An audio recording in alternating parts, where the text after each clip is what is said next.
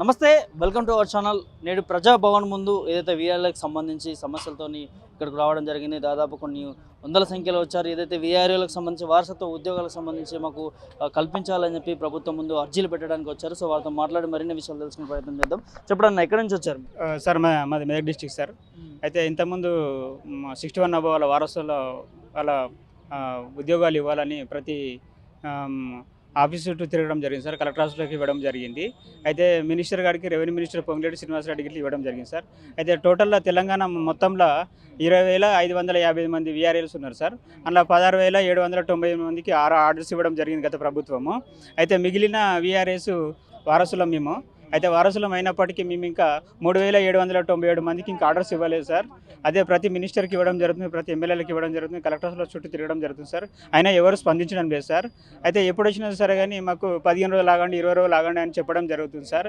ఇంకా ఇవ్వలేదు సార్.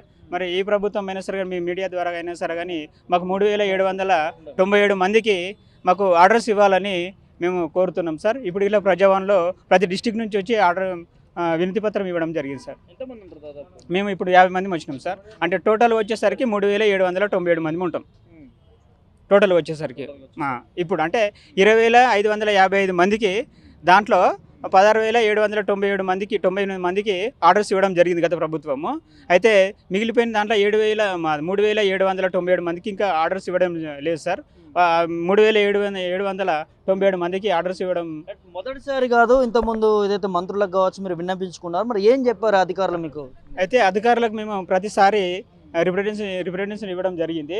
అయితే అవుతుంది, మీదే ప్రాసెస్ నడుస్తుంది. మన తెలంగాణ ముఖ్యమంత్రి సీఎం సార్ దృష్టికి తీసుకెళ్లడం జరిగింది. అయితే మీది గిట్ల అయితే త్వరలోనే అవుతుంది అని చెప్పడం జరిగింది సార్. అవుతుందని చెప్పి భరోసా ఇచ్చిన తర్వాత మరి మీరు ప్రజాభవన్కి రావడానికి కారణం ఏంది? మరి అంటే వేచి చూడొచ్చు కదా. అయితే ప్రజాభవన్లో ఇట్లా దరఖాస్తు ఇట్లా ఇవ్వడం జరిగింది సార్. గత 7 నుంచి 8 నెలలు అవుతుంది సార్ మేము తిరగబట్టి. మినిస్టర్లకు ఇట్లా ఇవ్వడం జరుగుతుంది. అయితే ఒకసారి సీఎం దృష్టికి ఇట్లా తీసుకెళ్ళి ఇక్కడ ప్రజాభవన్లో ఇట్లా దరఖాస్తు ఇద్దామని రావడం జరిగింది సార్. మీ పేరు ఏం పేరు? నా పేరు మహమ్మద్ సార్. నేను నల్గొండ జిల్లా నుంచి వచ్చాను సార్. సార్ గత ప్రభుత్వం మొత్తం వీఆర్ఏలకు 20,555 మందికి గాను 81, 85 జీవోస్ ప్రభుత్వ ఉద్యోగస్తులుగా ఆర్డర్ జీవో ఇష్యూ చేసింది. ఆ జీవో ప్రకారంగా 16,758 మందికి ఆర్డర్లు ఇచ్చారు. మిగిలిన 3,797 మందికి ఆర్డర్లు ఇవ్వలేదు. మేము గత 7-8 నెలల నుంచి మాకు ఆర్డర్ కాపులు ఇచ్చి మా జీవితాలు వెలుగు నింపాలని మన ప్రభుత్వానికి కోరుకున్నాం, వేడుకున్నాం. అయినా కూడా 7 నెలలు గడుస్తున్నా కూడా మా సమస్య అనేది పరిష్కారం కాలేదు. ఈ తెలంగాణ కాంగ్రెస్ ప్రభుత్వం వచ్చింది, కాంగ్రెస్ ప్రజాప్రభుత్వం వచ్చిందని ఒక నమ్మకంతో అందరు ఎమ్మెల్యేలను కానీ మినిస్టర్లను కానీ కలిసి వినతి పత్రాలు ఇవ్వడం జరిగింది. చేస్తాం, చూద్దాం, ఇస్తామని అంటున్నారు కానీ ఇంతవరకు అనేది ఆర్డర్ కాపీలు లేవు. ఈ కాంగ్రెస్ ప్రభుత్వం మాకు త్వరగా ఎన్నికల కోడ్ కంటే ముందరనే ఆర్డర్ కాపీలు ఇచ్చేసి మా జీవితాల్లో వెలుగు నింపుతుందని ఆశిస్తున్నాం. అన్నీ అంటే ఎన్నిసార్లు అర్జీలు పెట్టుకున్న మీ సమస్య తీరట్లేదా, పట్టించుకోవట్లేదు అంటారు ప్రభుత్వం? ప్రతిసారి ఒక్కొక్కరు మినిస్టర్ దగ్గర గడ్డి లేదన్నా కూడా 5-6 సార్లు వెళ్ళి కలిసినాం అన్నాను. అయినా కూడా ఇంతవరకు వాళ్ళు చేద్దాం, చూస్తాం, అవుతుంది అంటున్నారే తప్ప కాలయాపన తప్ప మమ్మల్ని పక్క పెట్టే ఆలోచన తప్ప ఇంక వేరే ధోరణి ఏమీ లేదు. ముఖ్యమంత్రి దృష్టికి తీసుకెళ్లే ప్రయత్నం చేశారు ఈ మధ్యలో? ముఖ్యమంత్రి గారికి అపాయింట్మెంట్ కోసం ఎన్నో విధాలుగా ప్రయత్నం చేసినాం. అయినా కూడా మాకు సీఎం గారి అపాయింట్మెంట్ అనేది దొరకలేదండి.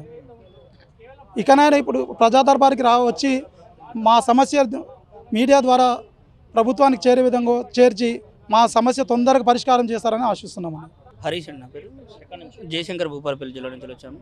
వాస్తవానికి ఏంటంటే ఇప్పుడు గత ప్రభుత్వము 20,000 పైచీలకు మెంబర్స్ని వీఆర్ఏ వాళ్ళని అందరినీ రెగ్యులైజ్ చేసింది.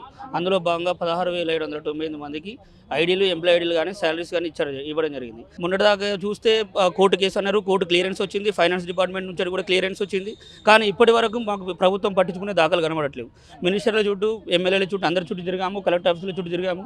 ఇప్పటికి కూడా ನಾವು స్టిల్ మేము వారసులం అందరం గత 10 నెలల నుంచి వెళ్ళి ఇప్పుడు తిరుగుతూనే ఉన్నాము. మేము ఒక 10 సంవత్సరాల నుంచి వెళ్ళి మా తండ్రి వాళ్ళకు అంటే ఆరోగ్య పరిస్థితి బాగాలేనప్పటికీ కూడా మేము ఉద్యోగం చేస్తున్నాము.